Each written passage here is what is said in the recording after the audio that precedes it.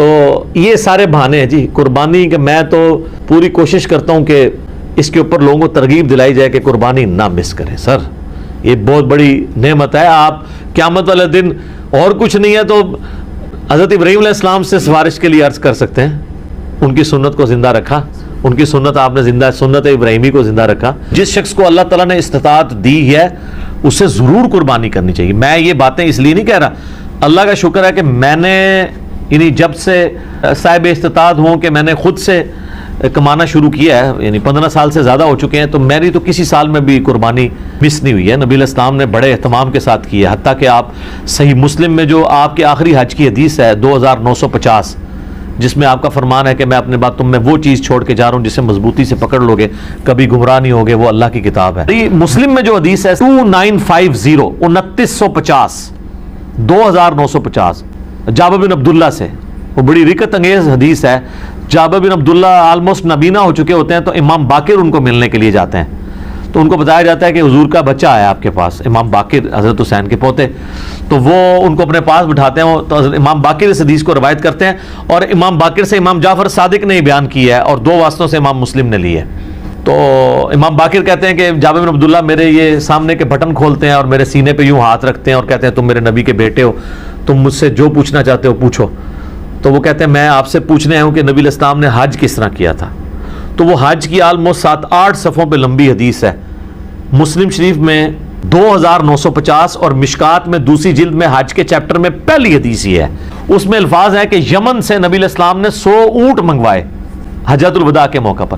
63 اونٹ آپ نے اپنے مبارک ہاتھوں سے نہر کیے ایک حج کے موقع پہ. 63 اونٹ, اور یہ حضور اپنی طرف سے کر رہے ہیں, اور باقی 37 جو ہیں وہ مولا علی کو کہا کہ تم نے کرنا ہے. تو 63 میں اشارہ تھا کہ آپ کی چونکہ زندگی مبارک کے 63 سال ہیں, آپ نے پورے سال ایک سال کی قربانی ایک ہی دفعہ کی ہے. اور اس کے بعد جابر بن عبداللہ کہتے ہیں کہ جب وہ 100 کے 100 اونٹ نہر ہو گئے تو نبی علیہ السلام نے حکم دیا کہ ہر اونٹ میں سے ایک بوٹی لی جائے, اور وہ ساری 100 کی 100 بوٹیاں ایک دیگ میں ڈال کے پکائی گئیں, ہر ایک جانور سے ایک بوٹی لے کے. اور پھر جابر بن عبداللہ کہتے ہیں کہ مولا علی نے اور نبی علیہ السلام نے ایک دسترخوان پہ بیٹھ کے تناول فرمایا.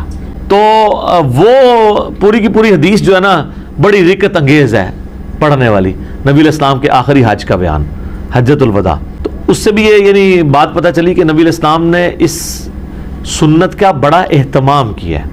لہٰذا اس چکروں میں تو پڑھنا ہی نہیں چاہیے کہ جناب واجب ہے یا سنت ہے. بھائی سنت ہے کریں گے, یہ سنت ہی ہے, واجب نہیں ہے, لیکن سنت مؤکدہ ہے, سنت دائمہ متواتر اور مسلسل بھی ہے. تو وہ صاحب استطاعت ہے, ضرور کرے. جہاں ہم اتنے اور خرچے کرتے ہیں تو قربانی کیوں نہ کریں. اگر کوئی شخص آلریڈی مقروض ہے تو کیا وہ قربانی دینے کے لیے قرضہ اٹھا سکتا ہے یا قربانی نہ دے؟ قربانی کیوں نہ دے جی, کروڑ پتی لوگ بھی مقروض ہیں. یہ بڑے بڑے فیکٹریوں کے مالکوں سے آپ پوچھیں, انہوں نے کروڑوں میں قرضے اٹھائے ہوئے ہیں. وہ ایکویٹی تو ان کی 40% ہے, 60% تو ڈیٹ انہوں نے بینکوں سے اٹھایا ہوا ہے. وہ تو سب سے پہلے تو ان کی قربانی ساقط ہو جائے گی. یہ قرضہ جو ہے یہ عارضی قرضہ ہے. یہ اس قرضے کو وہ قرضہ نہیں کہا جاتا کہ جس کی بنیاد پہ قرضہ یہ ہے کہ ایک بندہ قرضے کے تلے اس طرح دب گیا کہ اس کی 2 وقت کی روٹی محال ہو گئی ہے اور وہ روکی سوکی کھا کے گزارا کر رہا ہے, اس کو مقروض کہا جاتا ہے. کروڑ پتی لوگوں کو مقروض نہیں کہا جاتا. تو وہ اس طرح نہیں ہے, قرضہ اٹھا کے آپ کریں. یہ کمیٹی آپ نے قرضے ہی تو ڈالی ہوتی ہے, کمیٹی ڈال لیں. بھائی کی شادی کے لیے ڈالتے ہیں کمیٹیاں, اور وہ جوتیاں اور کپڑے ہوں تب بھی نئے لے کے دیتے ہیں بچوں کو. اس کا خرچہ نکالیں تو ایک بیل میں حصہ ڈالنے سے تو کم ہی بنتا ہے. یہ بیل میں حصہ ڈالنا تو اس سے کم ہی بنتا ہے. آج کل ایک ایوریج شادی کے اوپر 15-20 ہزار روپے لگ جاتا ہے. تو سر 12-13 ہزار روپے کا آپ بیل میں حصہ نہیں ڈال سکتے. ضروری ہے کہ آپ نے بکرا ہی لینا ہے, بیل میں حصہ ڈال لیں. تو یہ جو آپ نے کمیٹی بھی ڈالی ہوتی ہے, اگر ایک سپوز لاکھ روپے کی آپ کی کمیٹی نکلی ہے, تیسری یا چوتھی, اور 10,000 روپیہ مہینہ ہے, تو چوتھی آپ نے کمیٹی جب لے لی ہے تو آپ نے ابھی تک تو 40,000 اس کو جمع کروایا ہے نا کمیٹی والے کو. 60,000 تو آپ نے بعد میں کرانے ہیں, لیکن لاکھ روپے آپ نے پہلے ہی اٹھا لیا ہے. تو 60,000 کے تو آپ بھی مقروض ہیں. تو پھر تو دنیا میں کوئی بندہ ہی نہیں بچے گا. یہ سارے بہانے ہیں جی قربانی کے. میں تو پوری کوشش کرتا ہوں کہ اس کے اوپر لوگوں کو ترغیب دلائی جائے کہ قربانی نہ مس کریں. سر یہ بہت بڑی نعمت ہے. آپ قیامت والے دن اور کچھ نہیں ہے تو حضرت ابراہیم علیہ السلام سے سفارش کے لیے عرض کر سکتے ہیں. ان کی سنت کو زندہ رکھا, ان کی سنت آپ نے زندہ, سنت ابراہیمی کو زندہ رکھا. کوئی ایک نیکی اپنے ساتھ رکھیں اور اچھی چیز قربان کریں, ریاکاری کے لیے نہیں. جس طرح وہ یہ بھی دیکھیں آپ, یہ ٹی وی چینلز میں شروع ہو جائے گا. وہ کراچی میں ایک بندہ ہے, وہ جناب بچپن میں ایک بیل اوپر تیسری منزل پہ چوتھی منزل پہ چڑھا لیتا ہے, پھر وہ کرین آتی ہے اس کو اتارنے کے لیے. اس طریقے سے ایک بندہ ہے وہ جناب امریکن بیل منگواتا ہے, اس میں چپیں فٹ ہوئی ہوتی ہیں. اگر یہ وہ اللہ کے لیے اچھا جانور دینا بہت اچھی بات ہے, لیکن اس کی نمائش نہیں ہونی چاہیے. ریاکاری ہوئی تو اعمال برباد ہونے کا خدشہ ہے. مسند احمد میں حدیث ہے, جس نے دکھلاوے کے لیے نماز پڑھی اس نے شرک کیا, حالانکہ پڑھی نماز ہے. دکھلاوے کے لیے روزہ رکھا اس نے شرک کیا, اور دکھلاوے کے لیے اللہ کی راہ میں صدقہ کیا, یہ صدقہ ہی ہے نا اللہ کی راہ میں قربانی کرنا, تو اس نے شرک کیا. یہ باتیں کرنا صرف آسان ہے, دین کے اوپر چلنا بڑا مشکل کام ہے. تو جناب قرضہ اٹھانا پڑتا ہے تو کوئی مسئلہ نہیں. قرضہ کیا, آپ کو سب مر چلے ہیں قرضہ اٹھا, کمیٹی ڈال لیں, پلان کریں قربانی کے لیے. اگر آپ نے ہر مہینے میں بھی 1000 روپے علیحدہ کیا ہو نا, سال بعد 12000 روپے بن جاتا ہے, آپ ایک حصہ ڈال ہی سکتے ہیں. تو اس کو جس طرح باقی خرچے رکھے ہوئے ہیں نا, بچوں کی فیس, بچوں کی فیسیں آج کل 2000 سے تو سٹارٹ ہو رہی ہے ایک عام نارمل سکول کے اندر, تو 24000 روپے تو آپ بچوں کی فیس بھی سال کی دے رہے ہیں. تو سال میں 1000 روپے علیحدہ کر کے آپ اللہ کی راہ میں قربانی نہیں کر سکتے؟ کرنی چاہیے. ایون قرضہ بھی اٹھانا پڑتا ہے, ضرور اٹھائیں, کریں, کیونکہ یہ قرضہ ایسا نہیں ہے کہ جو آپ کی گردن کو دبوچ لے گا, آپ آسانی سے اتار لیں گے. 12-13 روپیہ کیا چیز ہے؟ اب اس چکر میں نہ پڑ جائے کہ میں نے جا کے 50,000 روپے دی کوئی بیتل بکری جا کے لینی ہے, تو وہ تو ظاہر ہے اتنا بڑا ہاتھ بھی نہ ڈالیں آپ. ٹھیک ہے, نارمل قربانی کر لیں. بھی اگلا سوال ہے, اگر ایک خاندان میں ایک سے زیادہ لوگ مالی طور پر استطاعت رکھتے ہوں تو سب لوگوں کو الگ الگ قربانی دینا ہوگی, یا ایک خاندان کی جانب سے ایک قربانی کر دینا ہی کافی ہے؟ بہتر ہے جی سب الگ الگ دیں.